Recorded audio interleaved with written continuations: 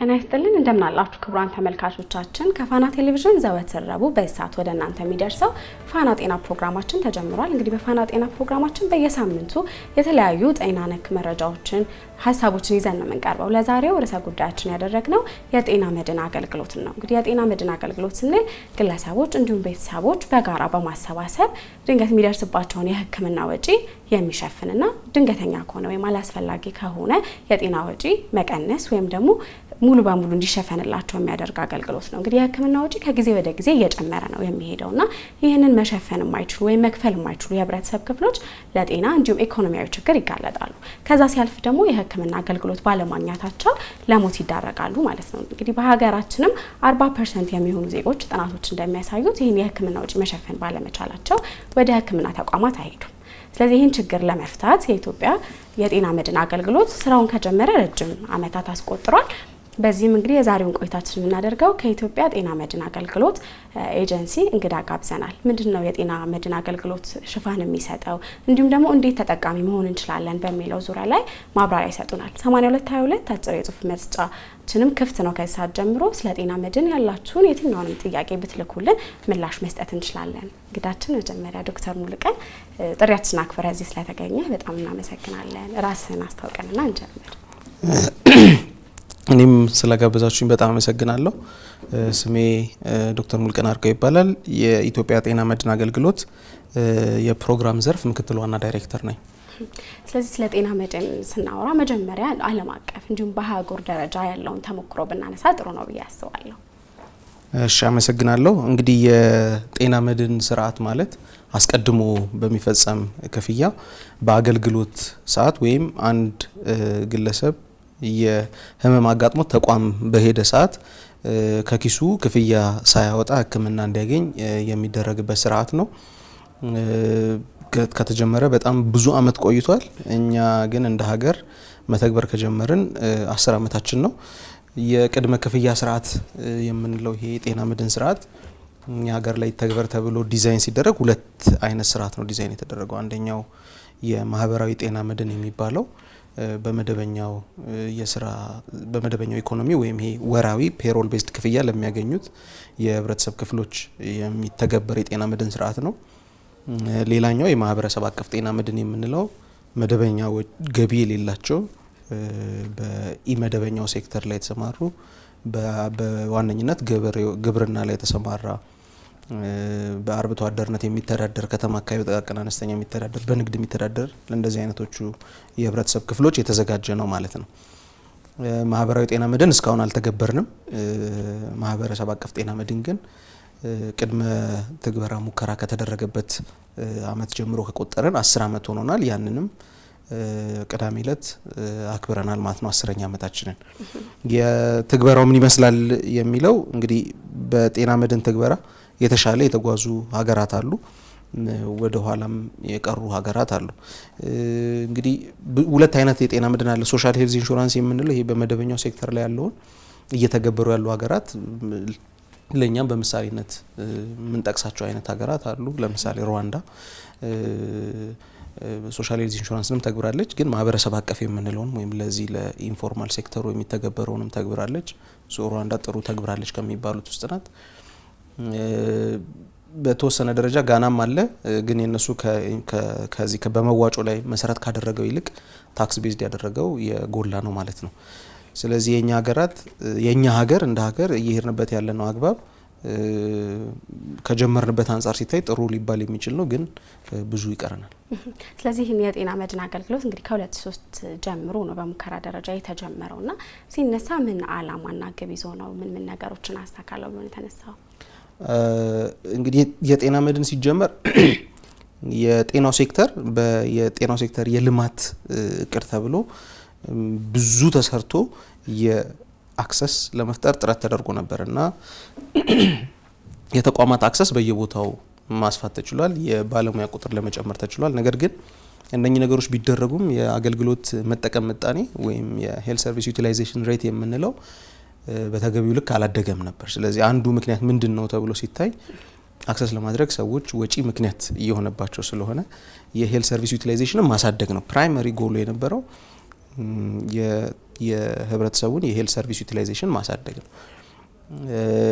ግን ከዚህ ባለፈ ፋይናንሻል ሪስክ ፕሮቴክሽን መስጠት ኦልሬዲ አገልግሎት ሊያገኝ የሚመጣም ካለ ደግሞ አገልግሎቱን በማግኘቱ ምክንያት ወደ ድህነት፣ ወደ መራቆት፣ ወደ ከተገቢ በላይ ወጪ ወደ ማውጣት እንዳይሄድ ፕሮቴክት የማድረግ ነገርም ያስፈልጋል። ከዛ ውጪ የአገልግሎት ጥራትን ማሻሻል፣ በነፍስ ወከፍ በአንድ ሰው ላይ የሚወጣውን የጤና ወጪ መጠን ማሳደግ። በአብዛኛው የኛ የጤና አገልግሎት ላይ የሚወጣው ወጪ ከውጪ በሚመጡ ድጋፎች ላይ የተመረኮዘ ነው። ስለዚህ በሀገር ውስጥ የበጀት መጠን ወደ መሸፈን ለመሄድም ያንን ሲስተም ፋይናንሻሊ ስትሪንግዝን ለማድረግ እነኝም አላማዎች አሉት። ግን ፕራይመሪሊ ወይም በዋነኝነት ግብ አድርጎ የተነሳው ሰዎች ወደ ጤና ተቋም የመምጣታቸውን ምጣኔ ማሳደግና ያንን በሚያደርጉ ሰዓት ሊኖርባቸው ወይም ሊደርስባቸው የሚችልን በወጪው ምክንያት የተፈጠረ ድህነት እንዳይኖር ማድረግ ወይም ደግሞ ወጪው ከሚገባው በላይ እንዳይሆን መጠበቅ ነው ማለት ነው። በእንግሊዝኛው ፋይናንሻል ሪስክ ፕሮቴክሽን የምንለው ማለት ነው። እንግዲህ ከተጀመረ በ10 ዓመት ውስጥ 45 ሚሊዮን የሚሆን ህዝብ ሽፋን ማግኘት እንደቻለ በዚህ ፕሮግራም ሲነሳ ነበር ሰሞኑንም እና ከተደራሽነት አንጻር ቤት አካባቢዎች ይሄ ነገር መድረስ ችሏል? ጥሩ ጥያቄ ነው። እንግዲህ 894 ወረዳዎች ላይ እየተገበረ ነው በአሁኑ ሰዓት የማህበረሰብ አቀፍ ጤና መድን የምንለው። እንግዲህ አገሪቱ ውስጥ አሉ ከሚባለው ወደ 1060 አካባቢ ከሚደርሱ ወረዳዎች ይሄ ስናየው 84 በመቶ ነው። በአብዛኛው ህብረተሰባቸው በግብርና የሚተዳደር አካባቢዎችና ከተማ አካባቢ ተተግብሯል።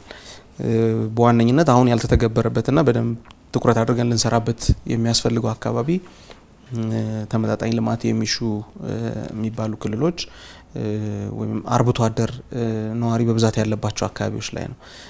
በእርግጥ እንደዚህ አሁን ኦሮሚያ አካባቢ አይነት ክልሎች ላይ ያሉ አርብቶ አደር ሰዎች ወይም ነዋሪዎች ተጠቃሚ ናቸው። በእርግጥ ግን ሶማሌ ክልል፣ አፋር ክልል፣ ቤንሻንጉል ጉሙዝ እነኚህ ጋር በደንብ መስራት ይጠበቅብናል። ጋምቤላም በንጽጽር የተሻለ አፈጻጸም ቢኖረውም ጋምቤላም ላይ መሰራት ይኖርበታል። ስለዚህ በሽፋን ደረጃ እነኛ አካባቢዎች ተደራሽ አልሆነ። በተተገበረበት 894 ወረዳም ሽፋኑ ስናየው 67 በመቶ ነው። ስለዚህ የቀሩት ዜጎች ተጠቃሚ እንዲሆኑ መስራት ይጠይቃል ማለት ነው። ስለዚህ በተደራሽነት አሁን በሁሉም ክልል ውስጥ እየተተገበረ ነው። የማይተገበርበት ክልል የለም። ቢያንስ አንድ ወረዳ በክልል እየተተገበረ ነው። ነገር ግን ኦሮሚያ፣ አማራ እነኚህን ካየን ኦልሞስት ብላንኬት ከቨሬጅ ደቡብም ሲዳማ እነኚህ ብላንኬት ከቨሬጅ አይነት ያላቸው ናቸው። ሐረር፣ ድሬዳዋ፣ አዲስ አበባም ኦልሬዲ እየተገበረ ያለበት ሁኔታ ነው ያለው ማለት ነው። ስለዚህ ይህን የጤና መድን አገልግሎት ለማግኘት አባል ቤተሰብ ለመሆን ምን መስፈርቶች አሉት? እንዴት ማግኘት ይችላሉ? እንግዲህ እንዳልኩትኝ ሁለት አይነት ስርዓት ነው ያለው። አሁን እያወራን ያለ ነው በደንብ ማህበረሰብ አቀፍ ጤና መድኑን ነው። ስለዚህ ማህበረሰብ አቀፍ ጤና መድን አባል ለመሆን ፔሮል ቤዝ ተከፋይ ያለመሆን ነው ክራይቴሪያው ማለት ነው። ፔሮል ቤዝ ተከፋይ ያለመሆን ማለት አንድ ሰው ተቀጣሪ ከሆነ እና መደበኛ በወር ክፍያ በፔሮል የሚከፈል ከሆነ የማህበረሰብ አቀፍ ጤና መድን ውስጥ መግባት አይችልም ማለት ነው። ስለዚህ ከዛ ውጪ የሆነ ሰው ጠቅላላ የማህበረሰብ አቀፍ ጤና መድን ውስጥ መግባት ይችላል ማለት ነው። ከዛ ውጪ ጡረተኞችን በዚህ መርሃ ግብር መታቀፍ አይችሉም። ምክንያቱም ጡረተኞችንና ቅድም እንዳልኩት ተቀጣሪዎችን በመደበኛነት ቋሚ የሆነ ወራዊ ገቢ ስለሆነ የሚኖራቸው እነሱ የሚታቀፉበት ማህበራዊ ጤና መድን የሚባል ስርዓት አለ። ስለዚህ ሌሎች እዚህ ስርዓት ውስጥ ይሄን እዛ ፎርማል ሴክተር ውስጥ የሚገቡ ካልሆኑ፣ ሁለተኛ ለመመዝገብ የሚያስፈልግ ክፍያ አለ። ያን ክፍያ ወጥ አይደለም፣ ከአካባቢ ይለያያል። ስለዚህ በዛ እነሱ በሚኖሩበት አካባቢ የተተመነውን የመዋጮ መመዝገቢያ ክፍያ መክፈል ይጠበቅባቸዋል። ከዛ ውጪ ፎቶ መስጠት ይጠበቅባቸዋል። ፎቶቸው መያያዝ ስላለበት ማለት ነው። ስለዚህ ይሄ ከተደረገ ወደ አገልግሎቱ ገባ ማለት ነው። አንድ ክፍያው ከአካባቢ ወይም ከሁኔታው የሚለያይ ከሆነ ምንድናቸው መስፈርቶቹ እንዲለያዩ የሚደረግበት ወይም ለምን ታስቦ እሱ ተደረገ? እንግዲህ አሁን ላይ አንዱ ወደፊት እንግዲህ አዲስ አዋጅ ወጥቷል። ምናልባት በውይይት ውስጥ ከተነሳ እሱን ዲስከስ እናደርግ እናነሳዋለን። ግን እስካሁን በነበረው ትግበራ መጀመሪያ ፓይለት ሲደረግ ወይም ቅድመ ትግበራ ሙከራ ሲደረግ በወረዳ ደረጃ ነው የተተገበረው በ13 የተመረጡ ወረዳዎች። ስለዚህ በወረዳ ደረጃ ስለተጀመረ ኤክስፓንድ ሲያደርግ ሲሰፋም ያን የወረዳ ስትራክቸሩን እንደያዘ ነው የሰፋው ማለት ነው። ስለዚህ 894 ወረዳ ላይ የተገበረ ነው። ለምሳሌ እንደ አዲስ አበባ ብንወስድ 126 ወረዳ አለ። 126ቱም ወረዳ ላይ እየተገበረ ነው። ግን እስኪሞቹ ወይም ይሄ ብሩን ሰብስበው አገልግሎት የመግዛት ውል የሚፈጽሙት ኦፊሱ ብለን ልንወስደው እንችላለን ለመረዳት እሱ ያለው በክፍለ ከተማ ደረጃ ነው በአዲስ አበባ ማለት።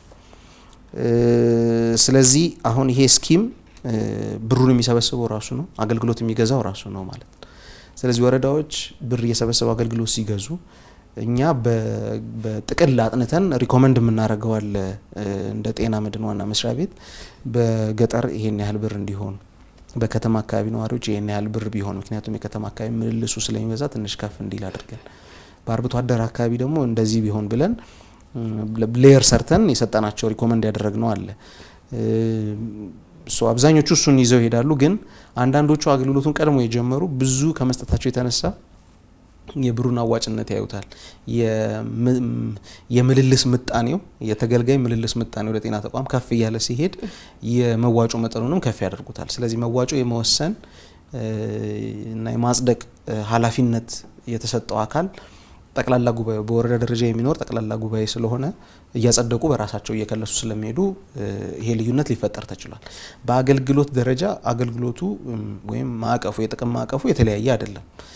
ግን እንዳልኩትኝ ምልልሱ በበዛ ቁጥር የሚያስፈልገው የጠቅል የሚሰበሰብ በጀት መጠን ከፍ ስለሚል ያንን ሚት ለማድረግ እንትኑን መዋጮን ከፍ ያደርጉታል ማለት ነው። ስለዚህ አንዳንድ አካባቢዎች በተለየ ሁኔታ እንትኑ መዋጮ ከፍ እንዲል ተደርጓል። ያ ነው እንጂ የጥቅም ማዕቀፍ ልዩነት የለውም። ስለዚህ በዋነኝነት ምክንያቱ ምንድነው? ምልልሱ ነው ማለት ነው።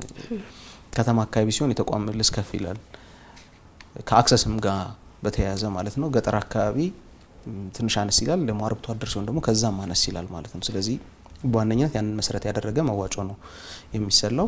ከዛ ውጪ አንዳንድ ቦታ ላይ አባል የሚሆኑ ሰዎች ምጣኔ ብዛት አሁን እስኪሞቹ ትንሽ ስለሆኑ ራሱን እንዲችል በሰበሰበው ብር አገልግሎት መስጠት እንዲችል ለማድረግ አባል የሚሆኑ ሰዎች በበዙ ቁጥር የመዋጮ መጠን በጣም ከፍ ማለቱን ቴንደንሲ ይቆጣጠረዋል ማለት ነው። ግን አባል የሚሆኑ ሰዎች ቁጥር ባነሰ ጊዜ መዋጮ በተወሰነ መንገድ ከፍ የሚልበት ሁኔታ አለ። ስለዚህ እኛም ለተሞክረው እንዲሆን እንግዲህ የካቲት ሆስፒታል ተገኝተን ከጤና መድን አገልግሎት ከሚያገኙ ሰዎች ወይም አባል ቤተሰቦች ጋር ቆይታ አድርገናል። እንግዲህ ባልደረባችን አዳነ ነው ይሄን ፕሮግራም ያዘጋጀልን። እሱን ተከታትለን ተመልሰን እንገናኛለን። 8222 አሁንም የእናንተ ጥያቄ ለመቀበል ክፍት ነው።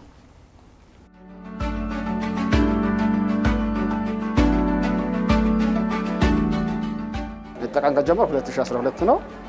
እኔ ሲወጣ አልፈለኩትም ነበር። ባለቤቴ ነው ይወጣ ብላ እሷ ነች ሳትነግረኝም ያወጣችው። ለምን እኔ እውቅና ሰጥተውት ነበር በሰዓቱ ነው። ለምን ዝም ብሎ መስሎኝ ነበረ። ከዛ እኔ ታምሜ ሳየው በቃ ጠቃሚ ነው፣ በቃ 100% ጠቃሚ ነው። በቃ እኔ ሁሌ ይሄ ያጥንት ስብራት ነበረብኝ። እዚህ መጥቼ በነፃ እየታከምኩ ነው። ወረፋ አንተ ይጠብቅ ይሄ አንተ ጠብቅ የለም። ብርን ከሚከፍለውኛ እኩል እንታከማለን። ሕክምና ልወስድ ነው የመጣሁት።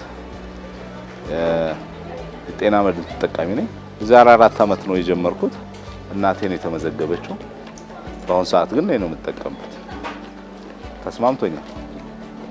አሪፍ አገልግሎት አገኛለሁ። 4 አመት ሆኖኛል። ያው በቀበሌ እየዞሩ አነስ ያለ ገንዘብ ያለው ማለት አነስ ያለ ኑሮ ያለው በጤና መድን መታከም ይችላል ሲባል ተመዘገብኩ። ስኳር ነበረብኝ፣ ለሱ እንዲጠቅመኝ ብዬ ተመዘገብኩ። ጥሩ ነው አገልግሎቱ። ያው መድኃኒታችንን በአግባቡ እናገኛለን።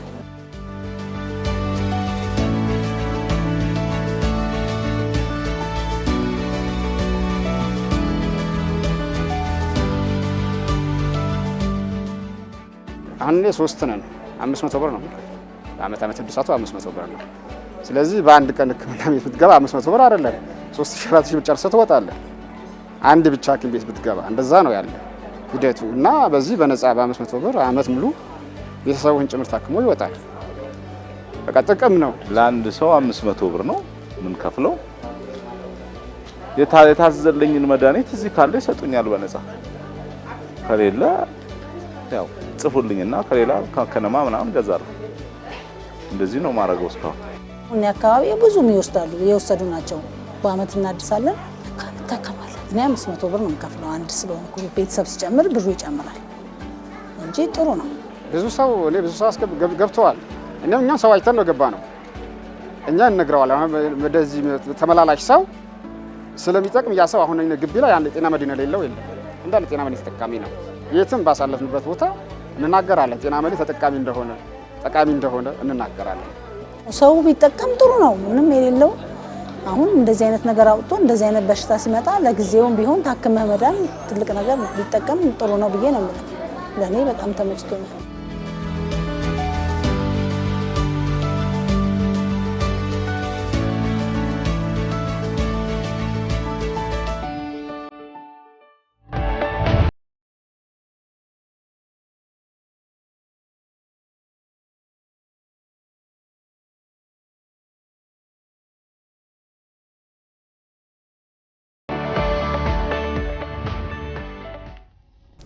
ተመልካቾቻችን የፋና ጤና ፕሮግራማችን አሁንም እንደቀጠለ ነው።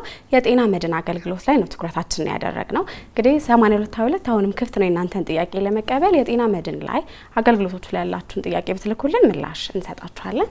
እንግዲህ ጥያቄዎቻችንን መቀጠል እንችላለን። እንግዲህ ይህ የጤና መድን አገልግሎት ለማግኘት ሰዎች ቢፈልጉ እስካሁንም የተመዘገቡትም ካሉ ቤት ነው አገልግሎቶችን ማግኘት የሚችሉት? እንግዲህ ምዝገባ የተከናወነበት ቦታ ላይ ካለ ጤና ጣቢያ ነው አገልግሎት የሚጀምረው ማለት ነው። እንግዲህ የሕክምና አገልግሎት ማግኘት የሚችሉት ተገልጋዮች የሕክምና ቅብብሎች ስርዓቱን ጠብቀው ነው። ስለዚህ አገልግሎት ማግኘት የሚጀምሩት ከጤና ጣቢያ ነው። ጤና ጣቢያ አገልግሎቱን ሰጥቶ በጤና ጣቢያው ደረጃ የማይሰጥ ከሆነና ወደ ቀጣዩ የሕክምና እርከን መሄድ ያለበት ከሆነ ሪፈራል ጽፎ ይልካል ማለት ነው። በዛ ሰንሰለት መሰረት በሀገራችን እስካሉ የተርሸሪ ሆስፒታልስ ወይም ሪፈራል ሆስፒታልስ የሚባሉ ትልቆቹ እነ ጥቁር አንበሳ፣ ጳውሎስ ድረስ ሄዶ አገልግሎት ማግኘት ይችላል ማለት ነው። ግን አገልግሎቱን ማግኘት የሚጀምረው ከጤና ጣቢያው ሌቭል ነው። በተመዘገበበት አካባቢ ካለ የጤና ተቋም ነው የሚጀምረው ማለት ነው። እሺ፣ ባሉት ወረዳዎች አሁን ጤና ጣቢያ ላይ ከሆነ ምን ያህል ጤና ጣቢያዎች ላይ ነው ይሄ ተፈጻሚ የሚሆነው? ሁሉም ላይ ነው ወይስ ደግሞ ስፔሲፊኬሽን ካለው? ያው እንግዲህ በሀገሪቱ ባሉ ጤና ጣቢያዎች ጠቅላላ ሊሆን አይችልም። ቅድም እንዳልኩትኝ 894 ወረዳዎች ላይ ነው እየተገበረ ያለው ብለናል። እነኛ አካባቢ ባሉ ሁሉም ጤና ጣቢያዎች ጀምሮ አገልግሎቱ ማግኘት ይቻላል ማለት ነው። ለጊዜው ዲጂታላይዝድ ሲስተም ስለሌለን አንድ አባል አገልግሎት ማግኘት የሚጀምረው ካለበት ቦታ ነው።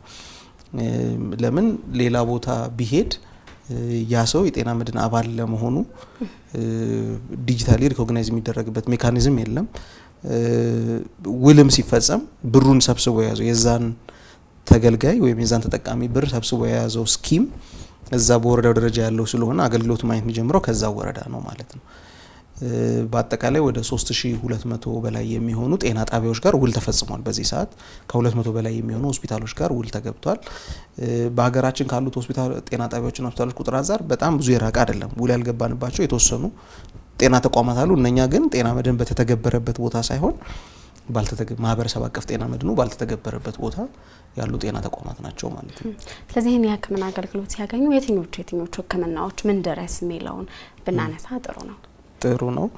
የማህበረሰብ አቀፍ ጤና መድን ላይ የጥቅም ማዕቀፉ የተቀመጠበት መንገድ ጥቅል ነው። የተመላላሽ ሕክምና፣ የተኝቶ ሕክምና አገልግሎት፣ የምርመራ አገልግሎቶችን እንዳለ ከዛ የመድኃኒት አገልግሎት በጽንሰ ስም የተጻፈ የመድኃኒት አገልግሎት ማግኘት ይቻላል ማለት ነው። ስለዚህ በጥቅል ስለተቀመጠ አንዳንዴ ለሰው ግራ ያጋባል። ብዙ ህመሞች ታቅፈዋል። ያልታቀፉ ተብለው የሚጠቀሱ ህመሞች አሉ። ወደ 13-14 አካባቢ የሚጠጉ በብዛት እነኚህ ያልታቀፉ የሚባሉት አገልግሎቶች በእኛ ሀገር እየተሰጡ ያልሆኑ አገልግሎቶች ናቸው። ሆኖም እኛ ሀገር ውስጥ የሚሰጡ አገልግሎቶችም አሉ ያልታቀፉ ሆነው ማለት ነው። ስለዚህ ቀዶ ጥገናን፣ የልብ ህክምና፣ ካንሰር ህክምና፣ ስኳር፣ አስም፣ ደም ግፊት እነኚህን ሁሉ ኦልሬዲ ጥቅም ማዕቀፍ ውስጥ የተካተቱ ናቸው። በጥቅል ግን ተኝቶ ህክምና፣ ተመላላሽ ህክምና ስለሚል ሰዎች ብዙ ጥቅም የሚያገኙበት አይመስላቸውም። አሁን ግን አይ ቲንክ በጣም የተስፋፋ ስለሆነ መረጃውን ከጊዜ ወደ ጊዜ ወደ ህብረተሰቡ ተደራሽ እየተደረገ ነው። የማይሸፈኑ የሚባሉት ህክምናዎች ኮስሜቲክ የሆኑ ህክምናዎች አይሸፈንም። ለምሳሌ ቆዳ ላይ የሚደረጉ የኮስሜቲክ ነገሮች ከቨርድ አይደሉም። የጥርስ ኮስሜቲክ ነገሮች ከቨርድ አይደሉም። መነጽር ከቨርድ አይደለም። መነጽር የኮስሜቲክም ቢሆን የሕክምናም ቢሆን ከቨርድ አይደለም። ከዛ ውጪ የንቅለ ተከላ ሕክምናዎች የውስጥ አካላት ንቅለ ተከላም ቢሆን አይደረግም። የዳሌ አጥንት ንቅለ ተከላም ቢሆን የዳሌ መገጣጠሚያ ንቅለ ተከላም ቢሆን እሱም አይደረግም። ክሮኒክ የሆነ ዳያሊሲስ ከቨርድ አይደለም። ከማህፀን ውጭ የሚደረግ የፈርቲላይዜሽን እነኝም ከቨርድ አይደሉም። የውጭ ሀገር ህክምና ከቨርድ አይደለም። ስለዚህ በጥቅም ማዕቀፍ ውስጥ ያልሆኑ ወደ 13-14 የሚጠጉ የህክምና አይነቶች አሉ። ከዛ ውጭ ግን አብዛኛውን ህዝብ ተጠቃሚ ሊያደርጉ የሚችሉ አገልግሎቶች በጥቅም ማዕቀፍ ውስጥ የተካተቱ ናቸው። ብዙ የውጭ ሀገር ምሁራንም ሆነ በሀገራችን ውስጥ ያሉ በዘርፉ ላይ የሚሰሩ ምሁራን የጥቅም ማዕቀፉን ሲገመግሙት ሰፊ እና ከምንሰበስበው ብር አንጻር እንዲያውም በጣም የተለጠጠ ነው በሚል መልክ ነው የሚያነሱት ማለት ነው። ስለዚህ እነኚህ ናቸው የጥቅም ማዕቀፎቹ ማለት ነው። እነዚህ ሲመረጡ አሁን ኮስሞቲክስ የሆኑም አሉ ሌሎችም አሉ የአይን እንዳነሳ ነውና የተመረጠበት ምክንያት ከገቢ ከኢኮኖሚ አንጻር ነው ወይ ለመስፈርቶች ካሉት እነዚህ ያልተካተቱበት እነሱን ብታነሳልኝ። እንግዲህ የጥቅም ማዕቀፍ ሲሰራ በመጀመሪያ ደረጃ ምን ያህል ብር ሰብስቤ ያለው የሚለው አንድ ራሱን የቻለ መስፈርት ነው። ከሱም ባለፈ ግን የማወጣው ብር የሚገዛልኝ የጤና መጠን ምን ያህል ነው የሚለው ይታያል። ለምሳሌ የሆነን ህመም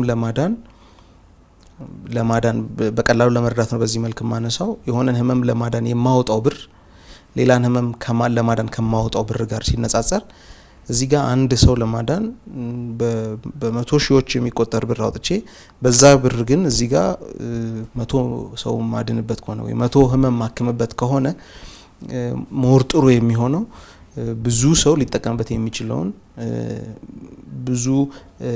ብዙ ህይወት ብዙ ጤንነት ልንገዛበት የምንችልበት ቦታ ብሩን ማውጣት የተሻለ ይመረጣል።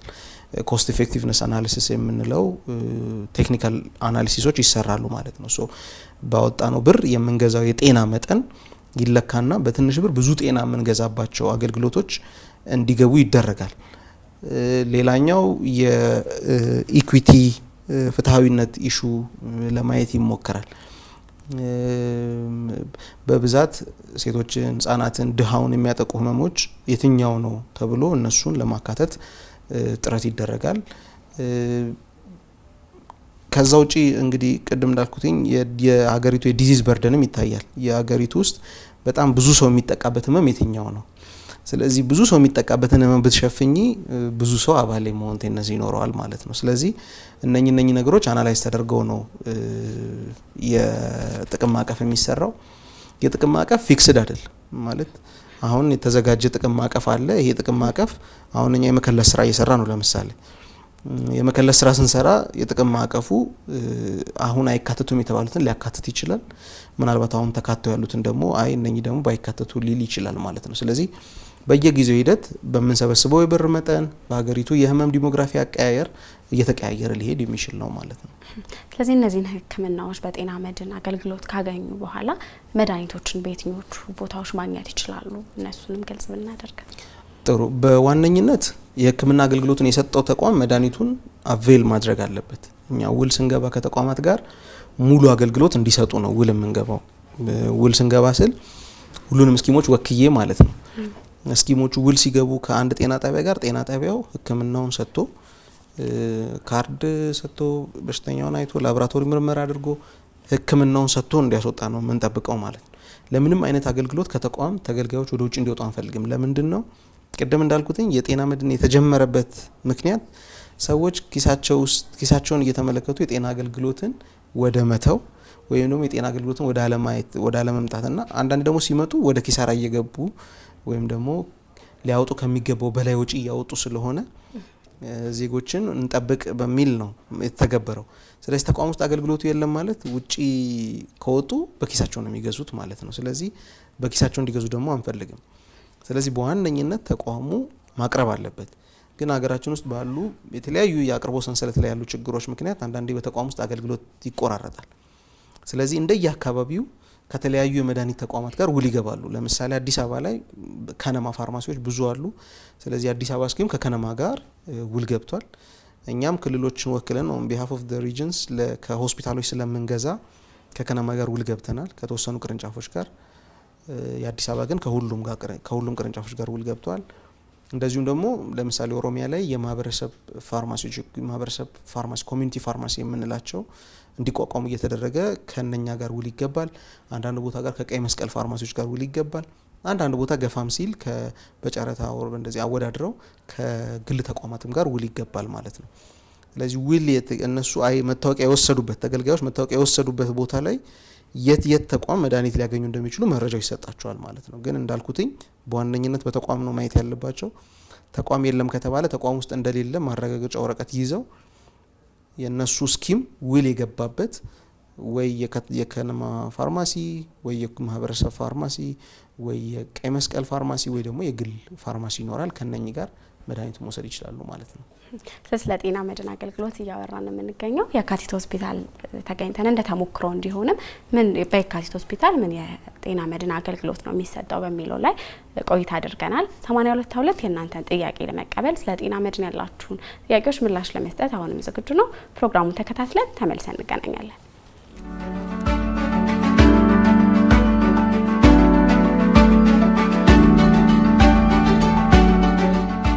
ማህበራዊ ጤና አገልግሎት በጥቂት ወጪ ብዙ እንዲጠቀሙ ይጠበቃል ታካሚዎች በአመት እነሱ የሚከፍሉት 500 ብር ነው ሆስፒታሉ ደግሞ ነዋሪዎችን ከግምት በማስገባት ዝቅተኛ ነዋሪ በመሆኑ በቂ መድኃኒትና በቂ የምርመራ አይነቶችን አቅርቦ ለተጠቃሚዎች እያቀረበ ነው አብዛኛው ወደ ሆስፒታሎች ከሚመጡት ታካሚዎች 90% የጤና መድን ተጠቃሚዎች ናቸው ተገልጋዮቹ በአብዛኛው ወደ ሆስፒታል መጥተው መድኃኒቶችን ምርመራዎችን የሚያገኙት እዚያው ሆስፒታል ላይ ነው ምናልባት እዚህ ላይ የሌሉት በመሳሪያ ብልሽት በሌላ ችግር ቢገጥመን እንኳን ሆስፒታሉ እነሱ እንዳይቸገሩ ተብሎ ከሌሎች ሆስፒታሎች ጋር የስምምነት ሰነድ ተፈራርሟል ለምሳሌ ከምኒልክ ከራስ ደስታ ጋር የስምምነት ሰነድ አለ እዚህ የሌሉ ምርመራዎችን ወደዚያ ተልከው ተመርምረው እንዲመጡ ይደረጋል በባለሙያ ናሙና ተወስዶ ማለት ነው ስለዚህ ሆስፒታሉ ለተገልጋዮች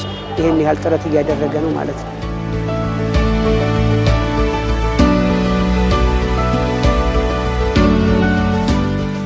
የጤና መድን መስፋፋቱ የሚሰጠው ጥቅም ህብረተሰቡን ካልታሰበ ወጪ ይታደጋል በአመት የሚከፈለው ለነባር አባል 500 ብር ነው 500 ብር ከፍለው በአመት 500 ብር ከፍለው በየትኛውም የጤና ተቋም ሄደው እስከ 40 ሺህ ብር 50 ሺህ ብር አገልግሎት ያገኛሉ ስለዚህ ለህብረተሰቡ ከፍተኛ ጥቅም ነው ያለው ማለት ነው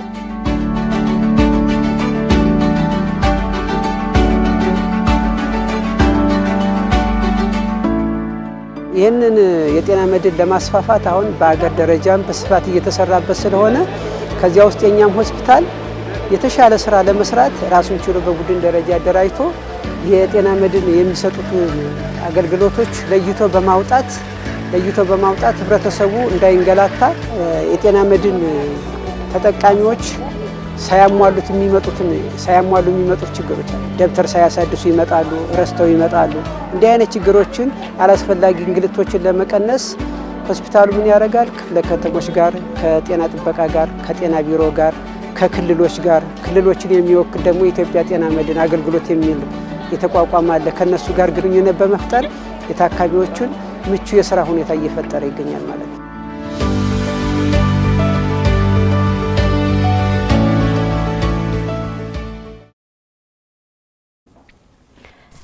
ፋና ጤና ፕሮግራማችን አሁንም እንደቀጠለ ነው የጤና መድን አገልግሎት ላይ ትኩረታችንን አድርገን አሁንም ቆይታ እያደረግን እንገኛለን አብራችሁን ቆዩ ስለዚህ አሁን ከዛሬ ከነበረበት ከ2003 ዓመተ ምህረት ጀምሮ ስንነሳ 10 አመታት ቆይታ አድርጓልና ከዛ አንፃር ከተነሳበት አላማና ግብ አንፃር ምን ያህል ነገሮችን አሳክተናል ብላችሁ ታስባላችሁ ጥሩ እንግዲህ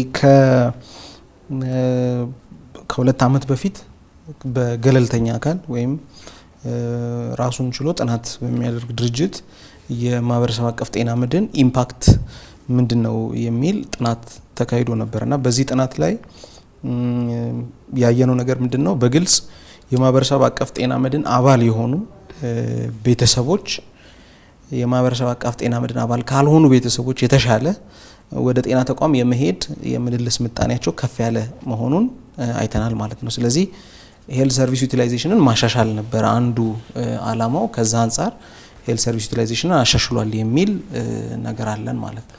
ያንን አይተናል በጥናት። ሁለተኛው ቅድም እንዳልኩትኝ ቤተሰቦችን ወይም ሃውስሆልድን ከካታስትሮፊክ ሄልዝ ኤክስፔንዲቸር ወይም ተገቢ ያልሆነ የጤና ወጪ በሚል ዲፋይን አድርገው ኤግዛክት ተርም ላይሆን ይችላል፣ ኤግዛክት ትርጉም ላይሆን ይችላል፣ ከዛ መጠበቅ ነው። ስለዚህ እነኚህ አሁንም በዚሁ ጥናት ላይ እንዳየነው የማህበረሰብ አቀፍ ጤና መድን አባል የሆኑ ቤተሰቦች አባል ካልሆኑ ቤተሰቦች አንጻር ከኪስ ያወጡት ወጪ ሲታይ እጅግ ያነሰ ነው። ስለዚህ ፕራይመሪ ጎሉ የነበረው ወደ ተቋም የመምጣት ምጣኔን ማሳደግና ሰዎች በጤና አገልግሎት ወጪ ምክንያት ወደ ድህነት እንዳይገቡ ወይም ደግሞ ተገቢ ያልሆነ መጠን ያለው የሕክምና ወጪ እንዳያወጡ መጠበቅ ነበር። በሁለቱም ረገድ የታሰበለትን አሳክቷል ማለት ነው። ይሄ ማለት እያንዳንዱ ሰው ጋር በሚል ልኬት ሳይሆን በጥቅል ልኬት ነው የሚያሳየው ማለት ነው። ስለዚህ በዋነኝነት መነሻ ዓላማዎቹን አሳክቷል የሚለውን በዚህ መደምደም እንችላለን። ከዚህም ባለፈ ግን ተቋማት ተገማች የሆነ ገንዘብ እንዲኖራቸው አድርጓል። ተገማች የሆነ ገንዘብ ሲኖራቸው የአገልግሎት አቅርቦታቸውን ማሻሻል ይችላሉ ማለት ነው። ፋይናንሻሊ ፕሪዲክተብል የሆነ አማውንት እንደሚኖራቸው ሲረዱ በዛ አግባብ የአቅርቦቱም በዛው ልክ እየተሻሻለ ይሄዳል። ስለዚህ የጤና መድን የተገበረበት ቦታ ወይም ከጤና መድን ስኪሞች ጋር ውል የገቡ ጤና ተቋማት የተሻለ የፋይናንስ መጠን እንዳላቸው ማየት ችለናል። ከዛም ውጪ የጤና መድን አባል በተኮነበት ቦታ ላይ ፍትሃዊነትን በማምጣት ረገድም የራሱ አስተዋጽኦ ነበረው።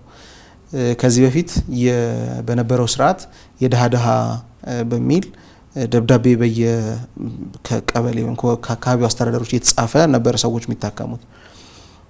ያ አሁን ቅድም እንዳልኩትኝ ተቋም ውስጥ የአገልግሎት ጥራት ቢኖር ውጪ ሲወጡ አገልግሎት የሚያገኙበት ሜካኒዝም ስለማይኖር አንዳንዴ ለሁሉም ሰው ያ ነገር ስለማይደርስ ችግር ይፈጠር ነበረ። ስለዚህ አሁን ላይ በዚህ ቅድም እንዳልነው ከ45 ሚሊዮን ወደ 8 ሚሊዮን የሚደርሱ ዜጎች በራሳቸው መክፈል የማይችሉና ክልል ወረዳና ዞን ከፍለውላቸው የገቡ ናቸው።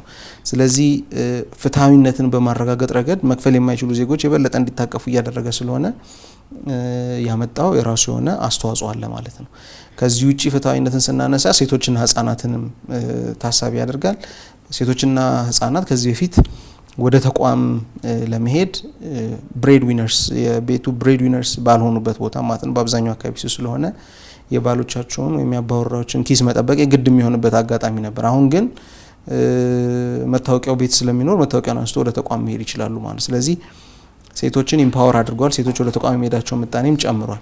በእርግጥ አብዛኞቹ የማህበረሰብ አቀፍ የሴቶችና ህጻናት አገልግሎቶች እንትን ናቸው፣ በነጻ የሚሰጡ ናቸው።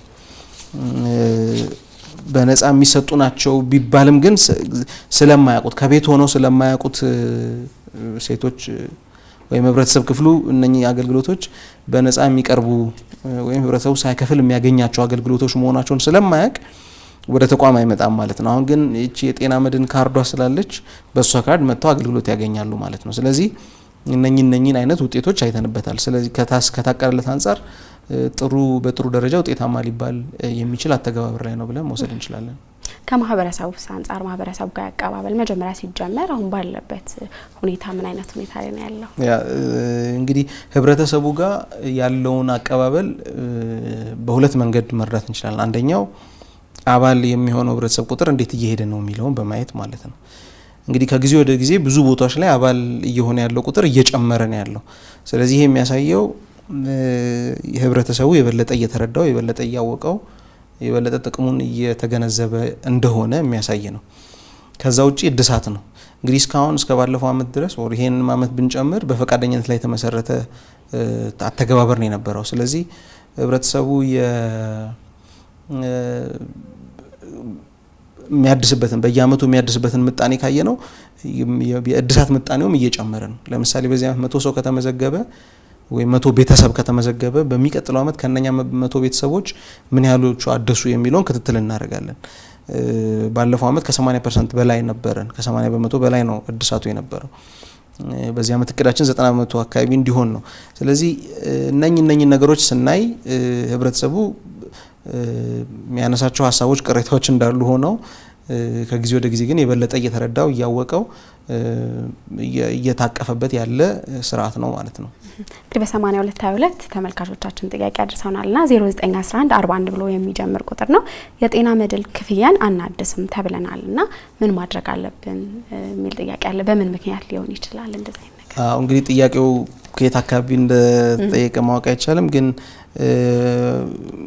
በዋነኝነት ሊሆን የሚችልበት ምክንያት ከአዲስ አበባ ከሆነ በተለይ የምዝገባ ጊዜው አልፎ ነው የሚሆነው። እንግዲህ የምዝገባ ጊዜ በአመት ውስጥ የተወሰነ ወር አለ፣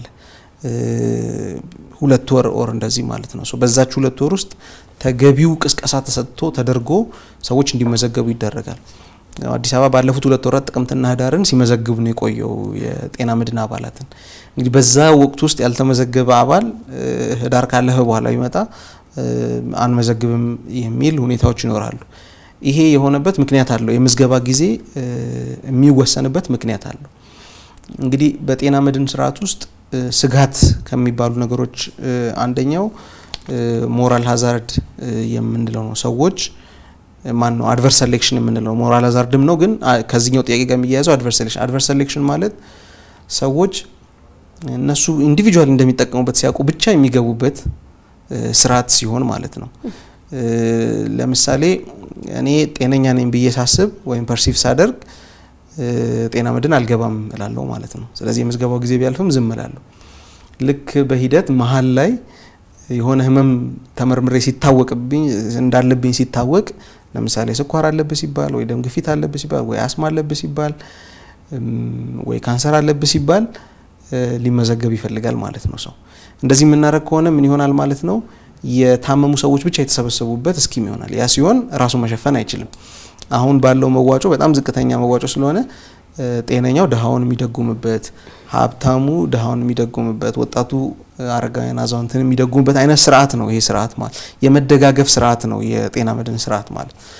ስለዚህ የክፍት ከሆነ አመቱ ሙሉ ስታመም ብቻ ልግባ ይልና ሰው አይገባም ማለት ነው። ለዛ ነው ስፔሲፋይ ተደርጎ በዚህ ጊዜ ብቻ ኑና ተመዝገቡ የሚባለው ማለት ነው። ህዝቡ እንዲረዳ ግን በጣም ሰፊ ቅስቀሳ ይደረጋል። ለምን አሁን ጤነኛ ልሆን እችላለሁ፣ ግን ማንም ሰው ስለ ነገ አያውቅም። ነገ ልታመም እችላለሁ። ስለዚህ ልታመም ስለምችል የጤና መድን አስቀድሜ መግዛት አለብኝ ማለት ነው። ስለዚህ ሰው ስልታዊ ምርጫ እንዳያደርግ ያንን ለመከላከል ሲባል የመዝገቢያ ጊዜ ይመጠናል። በዛ ምክንያት ሊሆን ይችላል ጠያቂያችን እንዳያድሱ የተከለከሉበት ምክንያት።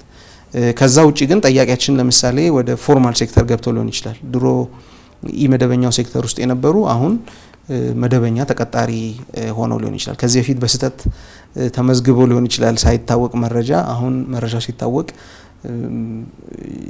እዛ ማህበረሰብ አቀፍ ጤና መድን ውስጥ የማያሳቅፍ እንትን ኖሯቸው ስታተስ ኖሯቸው ሊሆን ይችላል። ስለዚህ እነኚህ ምክንያት ሊሆኑ ይችላሉ። ግን በዋነኝነት በአካባቢያቸው ያለውን የማህበረሰብ አቀፍ ጤና መድን ተቋም ስኪሙን ሄደው ቢጠይቁ የበለጠ ዝርዝር መረጃ ያገኛሉ ማለት ነው።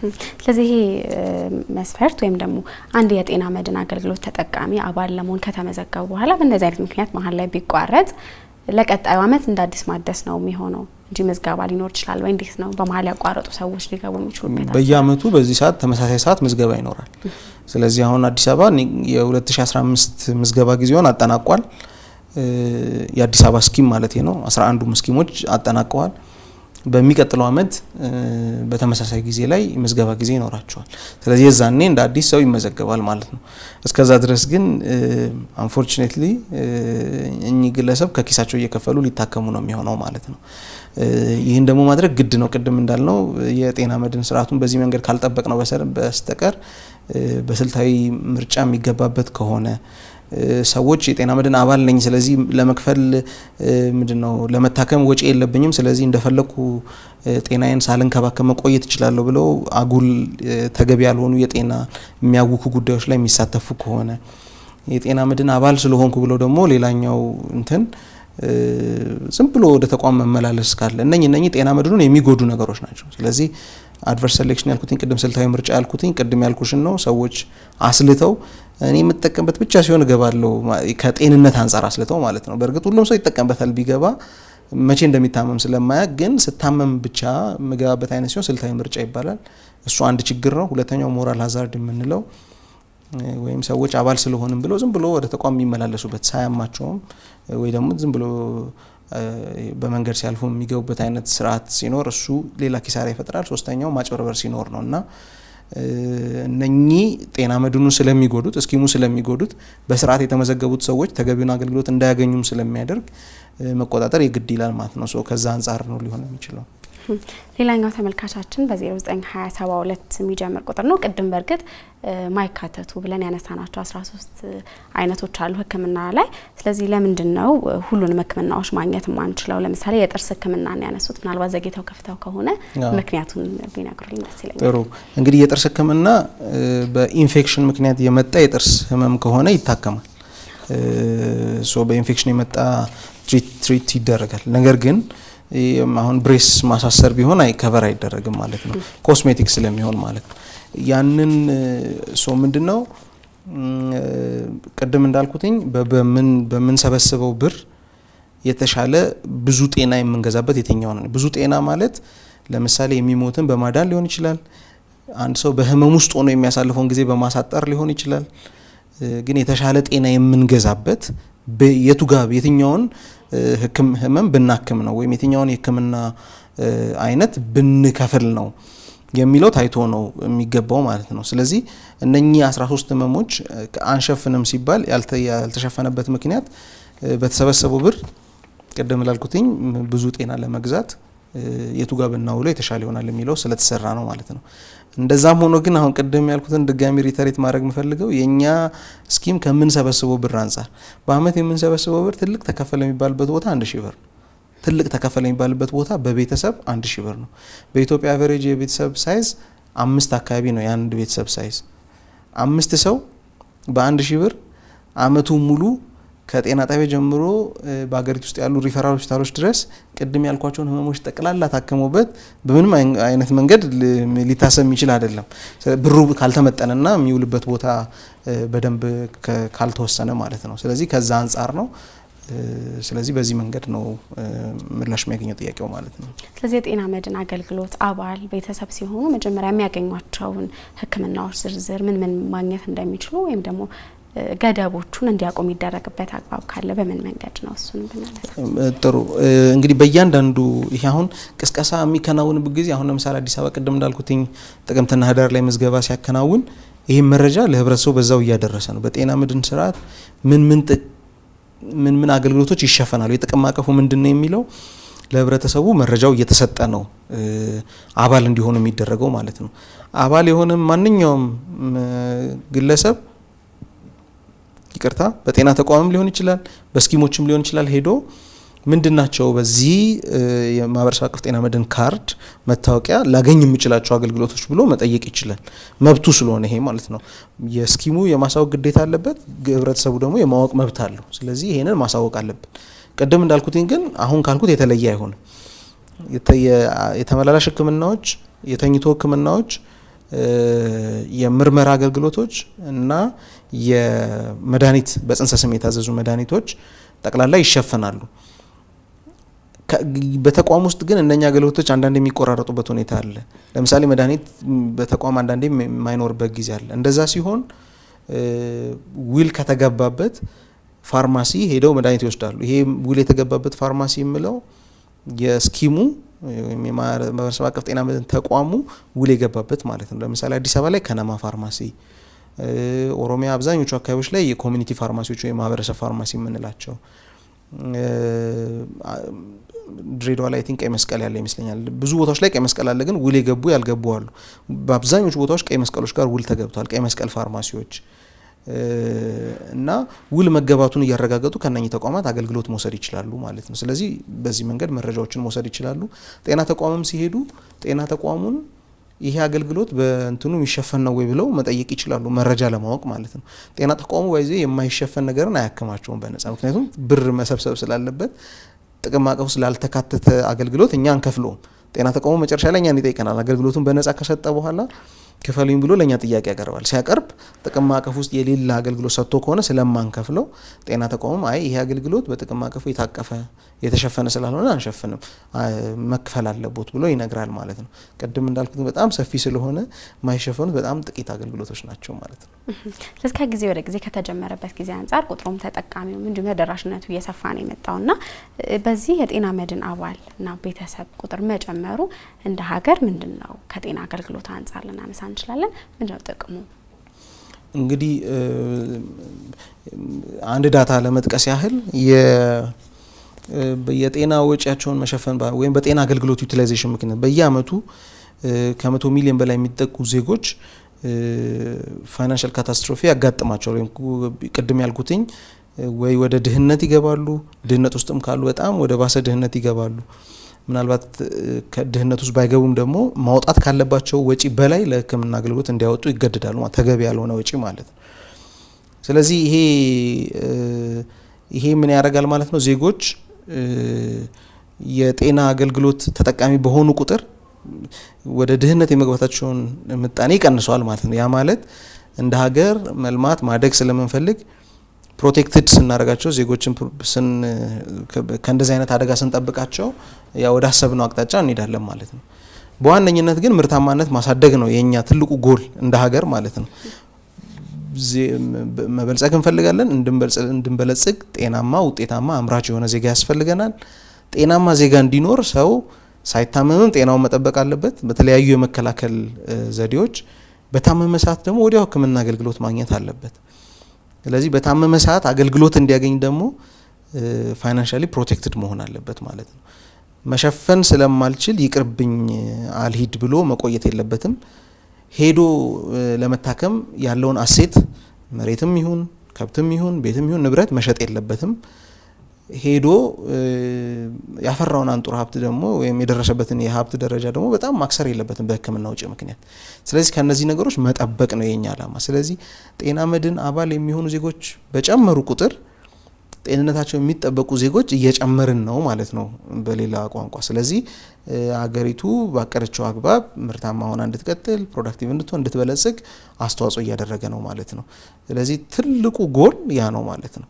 ከዚህ ባለፈ ግን ማንሳት ካለብን ወደ ውስጥ ገባ ብለን ኢንዳይሬክትሊ ወደዛ የሚሄዱ ቢሆኑም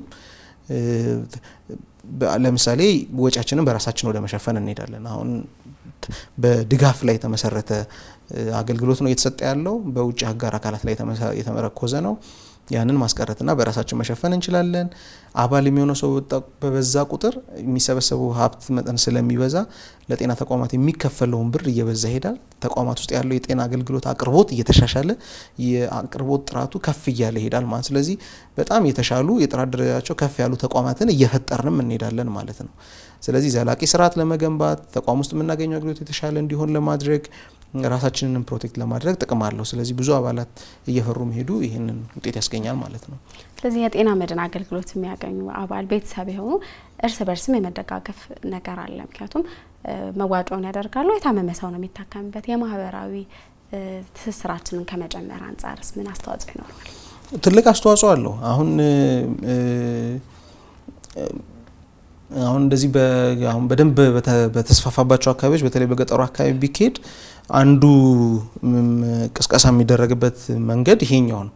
ለምን አሁን መጀመሪያ አካባቢ ምን አይነት ችግር ነበረ? ሰው ይሄ ማሟረት ነው በራስ ላይ የጤና መድን አገልግሎት መግዛት አሳመመኝ እንደማለት ነው ብሎ እስከ መጠየቅ ይደርሳል። እና በምን መንገድ ነው ማብራሪያ የሚሰጡት ቅስቀሳ የሚያደርጉ ሰዎች እድር አባል ይሆናል ሰውና እድር ሲከፍል ግደለኝ እያለ ነው ወይ አይደለም አይደል? ያው ሞት አይቀርም ሰው ስለተኮነ። ስለዚህ ለዛ ነው እድር የሚገባው። ልክ እንደዛ ነው የጤና መድን አባል የሚሆነው መታመም ስለማይቀር። ነገር ግን አንዳንድ ሰው ደግሞ ኦኬ እኔ ማልታመም ከሆነ ባለፈው አመት የከፈልኩበት ብር ምንም ሳልታከምበት ነው አመቱ ያለቀው፣ ስለዚህ ለምን ከፍላለሁ በዚህ አመትም የሚል ደግሞ ጥያቄ ያነሳል። ነው አንተ ባትታከምበት ያንተ ወንድም፣ ያንተ እህት፣ ያንተ ጎረቤት ታከሙበታል። ስለዚህ መደጋገፉን የበለጠ ያጎላ የሚሄድ መተባበራችንን አንድ መሆናችንን የበለጠ ያጎላ የሚሄድ ስርዓት ነው ማለት ነው። በዚህ ልክ ነው ቅስቀሳም ግንዛቤ ማስጨበጫም ሲደረግ በዚህ ልክ ነው የሚደረገው። በእርግጥ ትክክል ነው።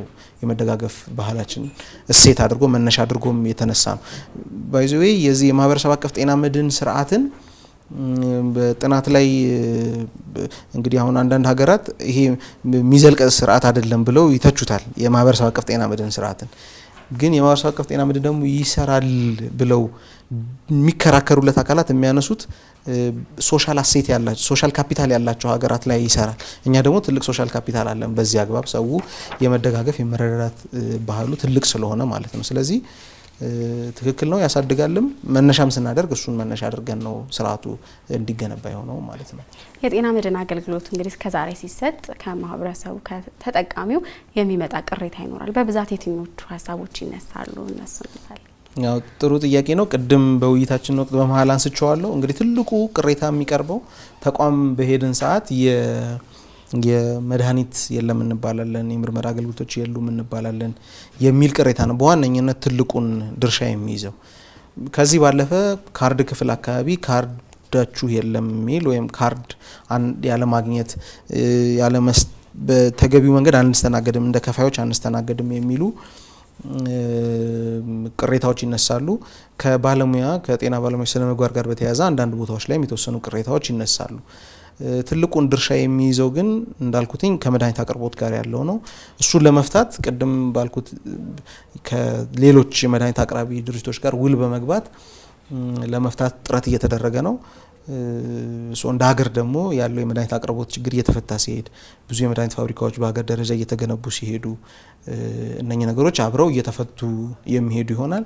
የክፍያ ያከፋፈል ስርዓታችንም ከአገልግሎት በኋላ ብቻ የምንከፍለውን ስርዓት አንዳንዴ ከአገልግሎት ቀድመን ወደ መክፈልም በተለይ በጤና ጣቢያ ደረጃ ላይ ወደዛ ለመቀየርም ጥረት እያደረግን ነው። ቀድመን ሊመጡ በሚችሉ የቤተሰቦች ቁጥር ብር ለተቋሙ ስንሰጥ ተቋሙ አገልግሎትን የበለጠ ማቅረብ የሚችልበት ሜካኒዝም ይፈጠራል። በዚህ መንገድ አድሬስ ለማድረግ እየሞከርን ነው። ካርድ ክፍል አካባቢ ያለውን ነገር በግንዛቤ ማስጨበጫ ነው የምንፈታው።